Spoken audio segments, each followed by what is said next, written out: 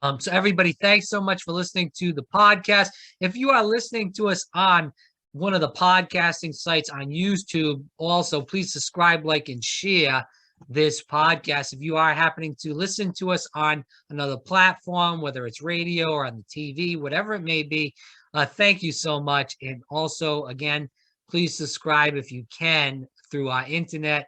We're really trying to push the levels up as far as the podcasting goes. So we appreciate you. We have Shelly Sood on. She just came out with a book, Against All Odds, a family bipolar journey of hope and resilience. I think this is an important topic. A lot of people are not getting diagnosed with their mental health issues, and we're seeing that more now than ever. And Shelly, I appreciate you coming on to talk about this topic because it is extremely important, because we're seeing a lot of mental health come about due to the coronavirus pandemic and other issues going on in our country. So Shelly Sood, thanks so much for coming on to talk about this important topic. Absolutely. Thanks for having me. All right, so Shelly, before we even get into the whole book in general, can you tell the audience a little bit about you? Yes, so I started a company about a couple of years back in healthcare called GIOSTAR, Global Institute of Stem Cell Therapy and Research. So we help patients who are suffering from various degenerative conditions like arthritis or sports injuries, autoimmune conditions, psoriasis, diabetes, type 1, type 2, those kinds of things. And we use stem cells to help our patients. Actually, the patient's own stem cells. So that's been a wonderful journey. Aside from that, I'm a mother of 3. I'm getting ready to launch my book, Untethered, actually, that talks about my journey with my husband's bipolar disorder. So before we get into the book in general, let's talk about GIOSTAR. So what made you want to start an organization such as that? I think it's extremely important. There's a lot of people that are suffering all around the country and even the world in general. I really had my heart in healthcare, and I wanted to help other human beings. And after I helped save my husband's life, who was suffering from bipolar disorder for nearly 2 decades and his entire life, I really had an epiphany. And, it was the first time in my life where I felt, I wanted to be driven by my purpose on this planet and actually fulfill my dreams of really helping other human beings. And, the greatest thing you can do is to help another human being and change their life. And that is the path that I was on. Of 2004, which there was a lot of back and forth. Personally, I support stem cell research. I think that it's, can be used to help people, as what you do at GIOSTAR. But Shelly, can you talk about that, and how do people, deal with the costs of healthcare through GIOSTAR? Sure. So healthcare, as we know, is very expensive. And, traditional medicine, of course, insurance covers it. So people are more drawn to traditional medicine. They know traditional medicine. But the problem with traditional medicine is it's going to effectively, well, one, it's going to address the surgery and the need for when you break your leg, when you break your arm. So we still need traditional medicine in that aspect. 2, it's going to address any, bacterial or viral problems that need to be treated.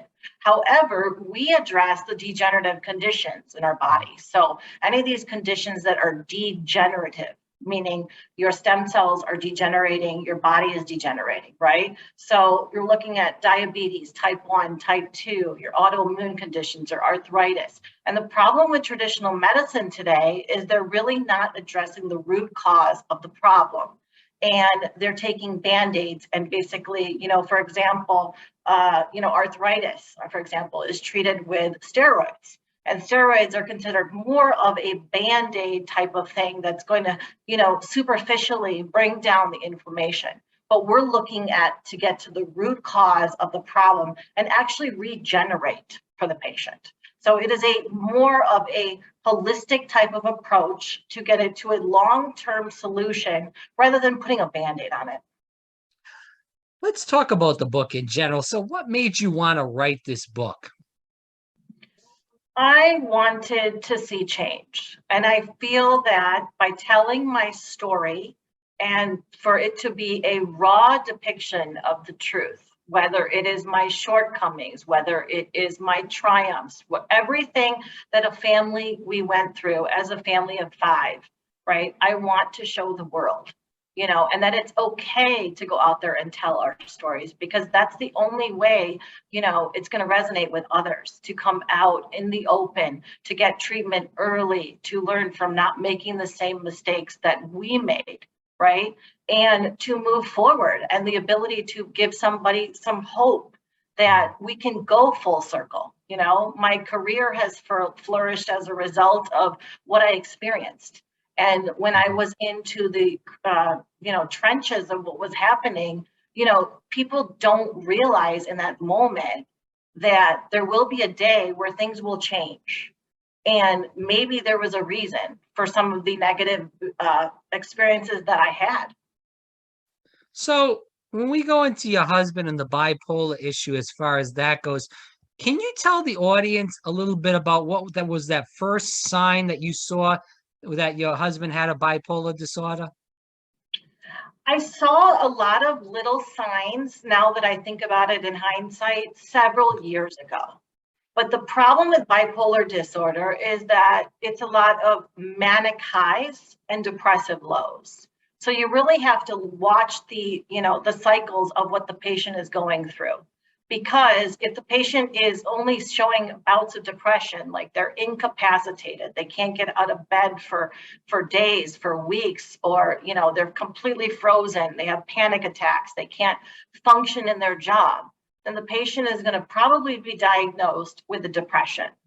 And so when that happens, the cycle and the nightmare continues, where the patient is administered probably only antidepressants from the psychiatrist. And what happens is that triggers, when it's not with a mood stabilizer, a manic episode. So if you can't recognize the highs of mania and the lows of depression in one person, it's almost impossible for a doctor to effectively diagnose it. And that cycle and nightmare can continue. Let's move on to the next question. So when we talk about signs, what signs should people look for that a family member or a friend that's suffering with bipolar disorder may have? One of the biggest signs is when they're depressed, like I said earlier and indicated, they're completely frozen, incapacitated, listless, not interested in anything, may not even be able to get out of bed, cannot function at their job, those kinds of things can happen. And it can happen for, weeks, it can happen for days, it can happen, for months. It just depends on what type of bipolar disorder the patient has, how severe it is, or they could be rapid cycling, where they're switching from mania and depression in very, very short periods of time. When you're looking at mania, you see more of an elated type of feeling, full of energy, invincible. They can conquer the world. Nobody else really knows what they're doing. There's a sense of narcissism and arrogance about them, things that you don't normally see in their personality when they're kind of between that, mania and depressive phase. They're speed talking really fast. They sound like they're on speed. They're not sleeping at all. A lot of times they're staying up at night.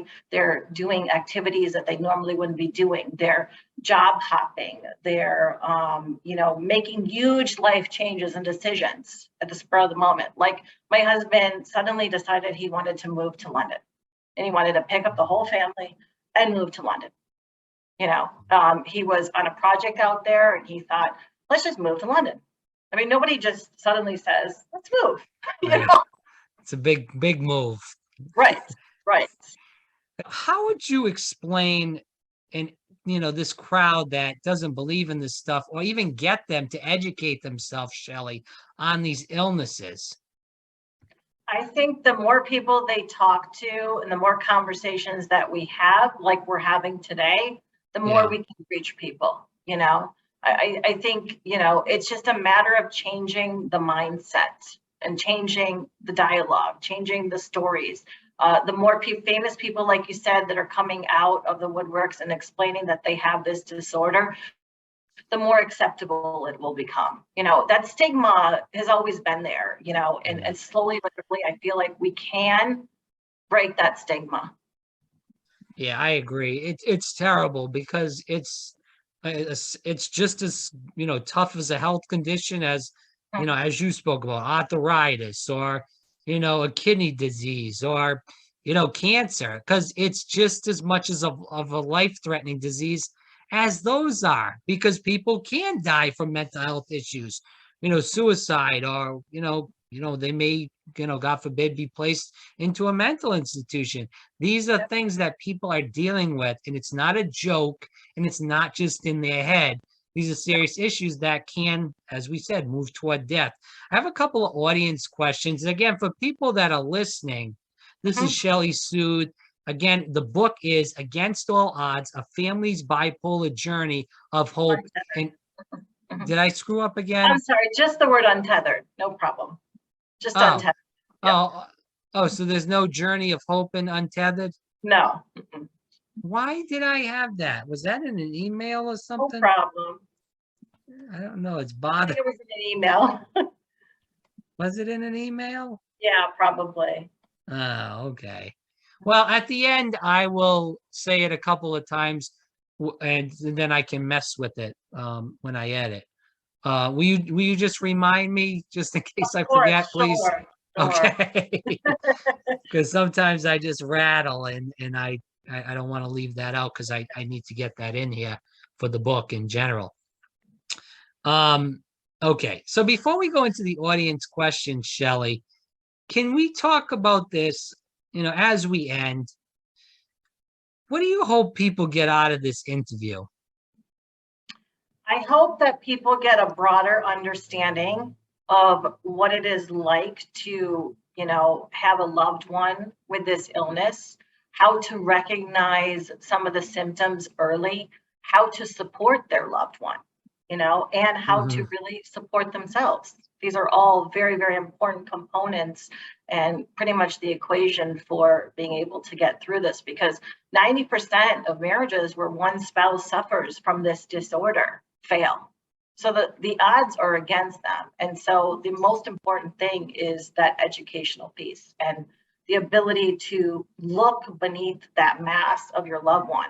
So if your loved one is manic and, is abusive, verbally abusive or nasty or horrible to you, you need to really understand, step back and understand that he or she is still there and is not dead and is not going anywhere and will in fact come back to you, hopefully before it's too late, before they decide to potentially take their life. Because 25 to 40% of individuals who are diagnosed with this disease attempt suicide at least once in their lives.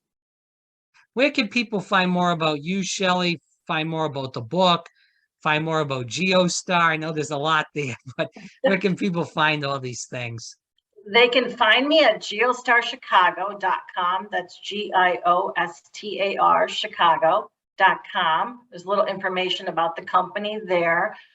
We are also launching a website called ShellySood.com, which will be soon to come, not yet, when the book comes out. Also, they're going to see us in the movies because the book got picked up by Hollywood producers for a movie. So we're in the process of drafting that screenplay as we speak. So there's a lot of up and coming things and exciting things on the horizon. Again, Shelly Sood here on Fire Breathing Rob. Definitely, if you want to find more about her, definitely go to the website. Again, it's GIOSTARChicago.com, GIOSTAR, and then obviously Chicago. If you don't know how to spell that, I don't know, .com. So again, if people want to find more about Shelly and the book, definitely check out the book. It is Untethered.